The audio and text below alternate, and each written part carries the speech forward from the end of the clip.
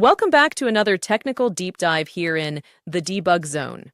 Today we're tackling a big question and breaking it down with insights from other users. Hopefully this clears up some misconceptions and helps you get the answer you need. So buckle up, stay a little curious, and let's jump right in.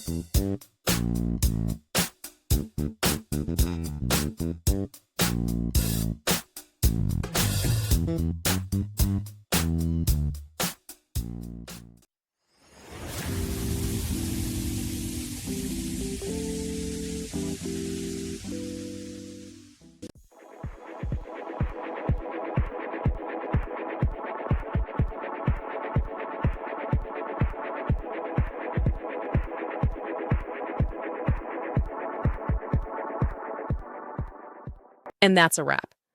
I hope you found the answer you were looking for. If you did, take a second to hit that subscribe button. It really helps out. And let me know in the comments which solution worked best for you. See you next time in the debug zone.